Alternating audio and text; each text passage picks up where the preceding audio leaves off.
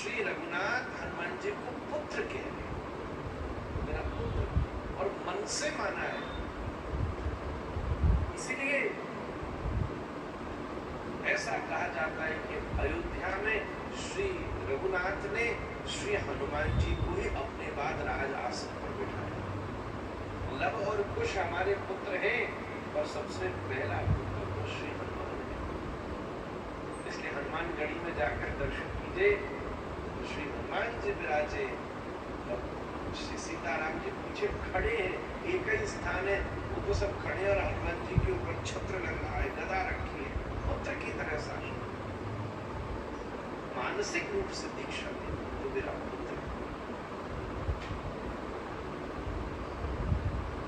मैंने ये खूब विचार कर लिया पुत्र, कि मैं ऐसा इतिहास में पहली बार हुआ। बच्चों ने कई बार विचार किया है, पुत्रों ने कई बार विचार किया है, और अनेक साधनों के बाद भी वो माता पिता के लिए सुन। ऐसे हमने प्रसंग सुना महाराष्ट्र काशी में मणिकर्णिका घाट के पास में एक मंदिर है, ऐसा टेढ़ा। तो वहां एक राजा ने वो स्थान बनाया, और पहले की कथा में भूल चुकी। तो उसने जब सब विप्रों को बुलाया, तो मंदिर स्थापन करने के लिए जब संकल्प लिया विष्णु विष्णु विष्णु, तो उसमें उद्देश्य पूछा। तो उद्देश्य उसने कहा, मैं इस मंदिर का निर्माण कर रहा हूं कि मैं अपनी माता के ऋण से पूर्ण हो जाऊं। मातृ ऋण से पूर्ण होने के लिए जैसे ही संकल्प किया और संकल्प का जल छोड़ा, वो मंदिर ही धरती में घुस गया। अभी भी आप लोग दर्शन करते हैं मणिकर्णिका घाट के पास। कहने का अर्थ है कि किसी भी साधन से माता और पिता के ऋण से, गुरु के ऋण से जीव पूर्ण नहीं हो सकता। और आज प्रभु श्री राम कह रहे, हे हनुमान, मैंने खूब विचार कर लिया।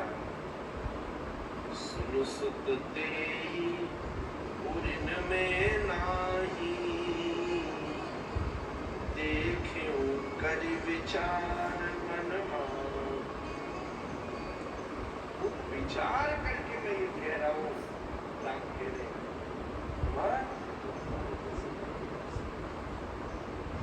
और चौथी बात जिसके लिए मैंने ये विषय छेड़ा, और हम तो इसी बात से इसको स्वीकार करेंगे, बड़ी कृपा हुई है। कल भारत जी ने खूब हमारे साथ, किसी को नहीं छूते पर अपरस करते हैं, पर हमारे साथ खूब गोल गोल घूम के नृत्य किया, जीवन धन्य हो गया।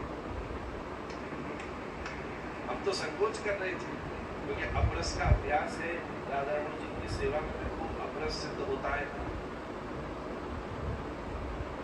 और हमारे यहाँ ये भी एक नियम है कि अपरस वैसे तो सामान्य लोगों का ढीला अपरस होता है, सिद्धों का ढीला अपरस नहीं होता। वो किसी को छू दे उसके बाद भी उनका अपरस नहीं टूटेगा। और फिर भी हमारे ब्रज में एक नियम है महाराष्ट्र मंदिर में कि जिसका अपरस हो, वो चाहे तो स्पर्श करके उससे मुक्त हो। अन्य व्यक्ति स्पर्श करके अगर प्रयास प्रथम करेगा, तो फिर उसको उस मर्यादा से, उस अपरस से खंडित करने का दोष है। इसलिए हम तो हाथ ऐसे आगे करके खड़ी हो गई कि अब आपकी इच्छा हो तो आप पकड़ लो, हम तो नहीं पकड़ेंगे, क्यों वृंदावन है, ये भूमिका है। हम प्रयास करके पकड़े तो फिर हमको दोष लग सकता। फिर हमने अयोग्य प्रयास किया, आपने, इसलिए हम हाथ आगे खड़े हो, महाराज अब आप भी डिसाइड करें। आपने तुरंत आगे बढ़ के पकड़ ली बात, ये अधिकार है, इसके अर्थ आपका अधिकार है। चौथी होती है स्पर्श दीक्षा। श्री राम जी ने हनुमान जी को स्पर्श दीक्षा, स्पर्श दीक्षा। बहुत से महात्मा वस्तु का स्पर्श मात्र करते,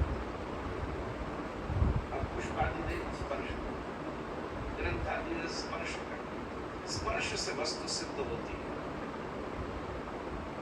कभी यत्किंचित शिष्य का मात्र आशीर्वादात्मक स्पर्श करने बड़े सौभाग्य की वो सर्वोत्तम स्थिति है। प्रभु कर पंकज कपि के सीसा, सुमिरि सो दशा मगन होई। बड़ी सुंदर बात है।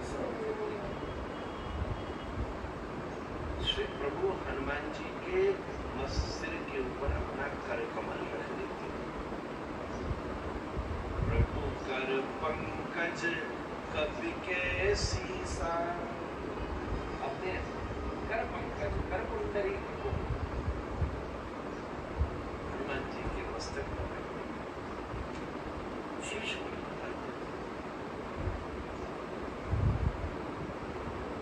बड़ी सुंदर बात गोस्वामी जी लिख रहे हैं।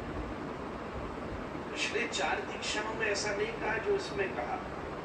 क्या जैसे ही हाथ धरा सिर के ऊपर, सुमिरि सो दशा मगन होई। इस दशा का स्मरण करके भोलेनाथ में झूम गए। वाह भाई वाह, राम जी ने स्पर्श किया। शंकर सुवन केसरी, सुवन है ना, एक उत्तम पुत्र, एक उत्तम पिता कौन सा होता है जिस दिन उसको ये पता चल जाए कि मेरे पुत्र को कोई सद्गुरु मिल गया है।